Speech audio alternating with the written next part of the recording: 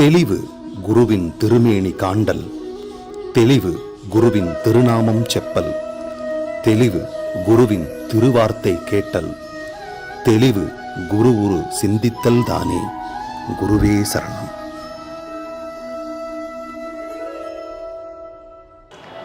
வணக்கம், நான் உங்க ஆத்ம நண்பன் பேசுறேன். பிரம்மஸ்ரீ தவத்திரு திருச்சிற்றம்பல சாது சித்தர் என்னோட குருநாதர் அவர்களுடைய மலர் பாதங்களை வணங்குறேன். நம்ம எல்லாருமே நம்ம மனசாட்சியை தொட்டு ஒரு கேள்வி கேட்டுக்கலாம். நம்ம அமைதியா இருக்கணும்னு நினைக்கும் போது எண்ணங்கள் இல்லாம நம்மளால அமைதியா இருக்க முடியுதா? ரெண்டாவது, தூங்க போறோம் எல்லாத்தையும் மறந்து, இந்த சமயத்துல எண்ணங்களோட ஓட்டத்தை நிறுத்த முடியுதா, இல்லை எண்ணங்கள் வந்துட்டே இருக்கா? மூணாவது, சின்ன சின்ன விஷயங்களுக்கெல்லாம் உடம்பு மனசு ரொம்ப வேதனைப்படுதா, வருத்தப்படுதா, வேற ஏதாவது ரியாக்ஷன் பண்ணுதா? இப்படியெல்லாம் இருந்ததுன்னு வச்சுக்கோங்களேன், கண்டிப்பா நம்ம மனசு ரொம்ப ரொம்ப ரொம்ப சோர்வடைஞ்சிருச்சு, நிரம்பி வழியுதுன்னு அர்த்தம். இது எதனால தெரியுங்களா? முடிக்காத வேலைகள், தீராத கஷ்டம், எதிர்காலத்தை குறிச்ச பயம், இந்த விஷயம் எல்லாம் நம்மளோட மனசை அடைச்சி வச்சிருக்கோம், ஆக்கியபை பண்ணிருச்சு. இப்போ எக்ஸாம்பிளுக்கு சொல்ல போனா, நம்ம வீட்டை எப்படி நம்ம சுத்தப்படுத்துறோம், அறைகள் எப்படி ஒழுங்குபடுத்துறோம், தேவையானதை வச்சுக்கிறோம், தேவையல்லாத வெளியே தூக்கி போட்டுடுறோம். இப்போ இந்த மாதிரி பண்ற நம்ம மனசை சுத்தப்படுத்திக்க முடியுமா, ஒழுங்குபடுத்திக்க முடியுமா அப்படின்னா கண்டிப்பா பண்ணிக்க முடியுங்க. ஒரு நல்ல விஷயம் என்னன்னா, இப்போ நான் சொன்ன இந்த விஷயங்கள் எல்லாம் உங்க மனசை போட்டு கஷ்டப்படுத்திட்டு இருந்தாலும் உங்களால உங்க மனசை 100% சுத்தப்படுத்த முடியும், ஒழுங்குபடுத்த முடியும். சரி, இப்படி கூட கேள்வி கேட்கலாம், ஏங்க நீங்க சொல்ற மாதிரி எல்லாத்துக்குமே இந்த சைன் இருக்குதானே, இன்னும் குறிப்பா ஏதாவது பர்டிகுலரான விஷயத்த சொல்லுங்களேன், என் மனசை நான் கண்டிப்பா சுத்தப்படுத்தியே ஆகணும் அப்படிங்கிறதுக்கான விஷயங்கள் ஏதாவது சொல்லுங்களேன், அப்ப நான் இதை பயன்படுத்தி என் மனசை சுத்தப்படுத்திக்கிறேன் அப்படின்னு நீங்க சொன்னீங்கன்னா, சிந்தனைகள் எப்போதும் ஓடிக்கொண்டே இருத்தல், எப்ப பார்த்தாலும் யோசனை போயிட்டே இருக்கிறது, கவனம் செலுத்த முடியாத மாதிரி இருக்கிறது, ஏதோ ஒரு பர்டிகுலர் விஷயத்து மேல கவனமே செலுத்த முடியாம இருக்கிறது, ஓய்வு எடுக்கணும்னு முடிவு பண்ணியிருப்போம், ரெஸ்ட், ஆனா ஓய்வு எடுக்காம மனசு ஓடிக்கிட்டே இருக்கிறது, எப்பவுமே மனசு உடம்பு சோர்வாவே இருக்கிறது, கடைசி ரொம்ப முக்கியமான பாயிண்ட், நெகட்டிவ் திங்கிங், எதிர்மறை எண்ணங்கள் வந்துகிட்டே இருக்கிறது. இங்க பாருங்க, இப்ப நான் சொன்ன விஷயங்கள்லாம் இருந்ததுன்னா கண்டிப்பா நீங்க உங்க மனதை சுத்தப்படுத்தணும். இது பெரிய ஆரிவித்தையெல்லாம் ஒன்றும் இல்லைங்க, நம்ம வீட்டை சுத்தப்படுத்துற மாதிரியே தான். இதுக்கு ஒரு எளிமையான ஆனா சக்தி மிக்க ஒரு 5 வழி இருக்குது. இந்த 5 வழிகளை நம்ம சரியான விகிதத்துல கடைபிடிச்சோம்னா நம்ம மனசை நம்ம சுத்தப்படுத்திக்க முடியும். முதல் அற்புதமான சக்தி வாய்ந்த வழி என்ன அப்படின்னா, இப்போதைய தருணத்தில் இருத்தல், அதாவது பி இன் பிரசன்ட். நம்ம மனசுக்கு என்ன தெரியுங்களா ஒரு பழக்கம் இருக்கும், அது எப்பவுமே எதிர்காலத்தை நோக்கியும் இறந்த காலத்திலையும் ஓடிக்கிட்டே இருக்கும், தாவிக்கிட்டே இருக்கும், நிகழ்காலத்துல நிற்காது.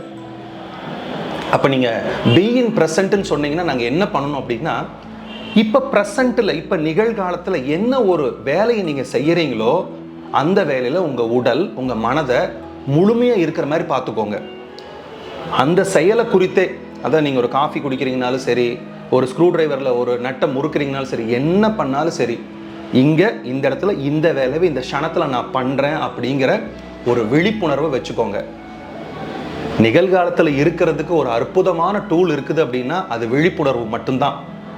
இதை புரியுற மாதிரி சொல்லி கொடுக்குறேன். நம்ம நடக்கிறோன்னு வச்சுக்கோங்களேன், என் உடம்பு நடக்குது, என் பாதங்கள் ஒரு அடியை எடுத்து வைக்குது, இந்த டெக்னிக்கை நீங்க எல்லா செயல்களுக்கும் பயன்படுத்தலாம்.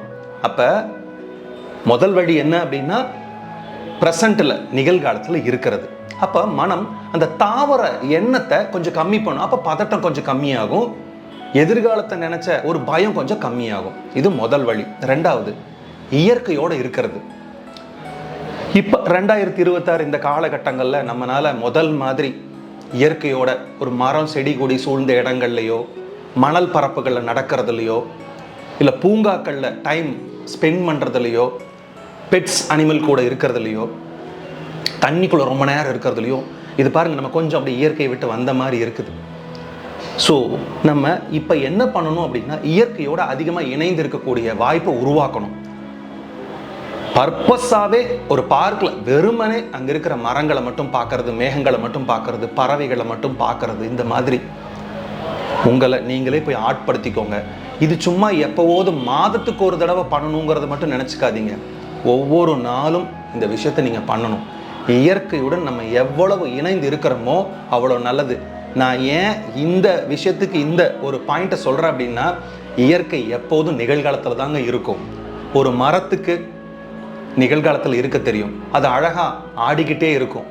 மலர்களை கொடுக்கும், கனிகளை கொடுக்கும், காய்களை கொடுக்கும், நிழலை கொடுக்கும். நிகழ்காலத்தில் மட்டும் இருக்கும்.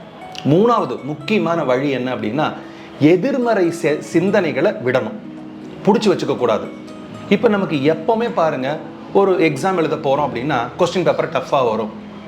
நான் ஃபெயில் ஆயிடுவேன், நான் நல்லா எழுத மாட்டேன், இதுதான் முன்னாடி வந்து நிற்கும். இதுக்கு ஒரு டெக்னிக் சொல்லி கொடுக்குறேன். சார் இது இயல்பாகவே வருதுங்க சார், நான் என்ன பண்ணுறது அப்படின்னா, அந்த எண்ணத்தை எடுத்து பாருங்கள். இந்த எண்ணம் எனக்கு உபயோகமாகுமா? ஆகாதல்ல. இப்போ எப்படி வீட்டில் தேவையில்லாத பொருளை வெளியே துரத்துறோம், அந்த மாதிரி இந்த எண்ணம் எனக்கு வேண்டாம்.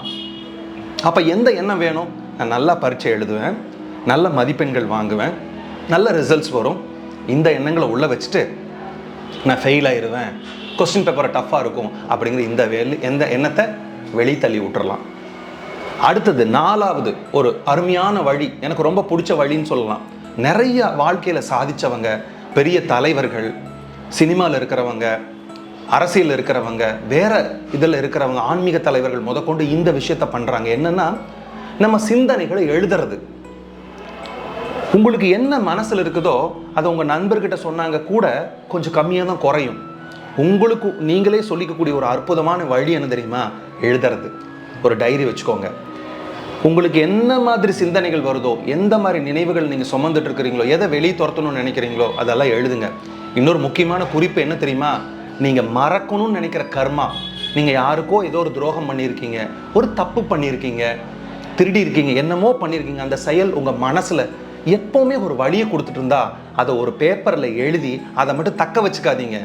அது எங்காவது ஒரு காட்டுப்பகுதியில் நீங்கள் தனியாக போய் உட்காந்து சிகை நெருப்பு மூட்டி அதில் போட்டு எரிச்சிட்டு, இந்தோட என் சிந்தனைகளும் போயிடுச்சு, என் கர்மாவும் போயிடுச்சுன்னு நினச்சிட்டு நீங்கள் அந்த நெருப்பை கும்பிட்டுட்டு திரும்பி வந்துடுங்க. ஆனால் நல்ல எண்ணங்களை, நீங்கள் என்ன ஆக போகிறீங்கிற விஷயத்த நீங்கள் எழுதிட்டே வச்சுட்டு இருக்கிறது ரொம்ப ரொம்ப நல்லது. கடைசியாக நம்ம பார்க்க போகிற ஒரு வழி என்னென்னா, இந்த மின்னணு சத்தத்தை குறைத்தல். இந்த மின்னணு சத்தங்கிறது நான் சோஷியல் மீடியா கூட சொல்லுவேன். இப்போ பாருங்கள், எங்கேயோ ஒரு விஷயம் நடந்திருக்கும், அது ஒரு கெட்ட விஷயமா இருக்கும். அந்த விஷயம் நம்ம சோஷியல் மீடியாவில் வருது, இன்ஸ்டாகிராமில் வருது, ஃபேஸ்புக்கில் வருது, யூடியூப்பில் வருது, ஷார்ட்ஸில் வருது. இப்போ நம்ம பார்க்குறோம், எங்கேயோ ஒரு மாநிலத்திலேயோ இல்லை எங்கேயோ ஒரு நாட்டிலே நடக்கிற விஷயம் இங்கே நம்ம மனசுக்கு ஒரு இம்பேக்டை கொடுக்கும். சார் இப்படி நடந்துருச்சே, இந்த மாதிரி நடந்துருக்கக்கூடாது இல்லையா, அந்த இடத்துல நான் இருந்தேன்னா என்ன ஆயிருக்கும், இப்படி அவங்க மனசு எவ்வளோ கஷ்டப்பட்டிருக்கும். இந்த மாதிரி விஷயங்களை நம்ம மனசில் போட்டு வைக்கிறது. இன்னொன்று எழுதுறீங்களா, தேவையான செய்திகள் வெளிப்புறத்துலேருந்து நமக்கு வந்தால் மட்டும் போதுங்க. உலகத்தில் இருக்கக்கூடிய எல்லா விஷயங்களும் நம்ம மனசில் போச்சுன்னா அதை குறித்து நம்ம அதிகமாக ஆலோசனை பண்ணுவோம். மனம் அதிகமாக வேலை செய்யறதுக்கு நம்மளே வழிவகை கொடுத்துருவோங்க. அதனால தான் நான் இந்த பாயிண்ட்டை என்ன சொல்கிறேன்னா, இந்த மின்னணு சத்தத்தை குறைத்தல்னா அதிகமாக பேப்பர் படிக்கிறது, அதிகமாக டிவி பார்க்குறது, அதிகமாக மொபைலில் இருக்கிறது, இந்த மாதிரி விஷயங்களில் கொஞ்சம் வெளியே வந்துடுங்க. மன அமைதிங்கிறது கண்டிப்பாக வெளியில் கிடைக்கவே கிடைக்காது. நம்ம என்ன தேடினாலும் அது நமக்குள்ள, அதாவது தெளிவாக சொன்னால் உங்களுக்குள்ளே இருக்குது.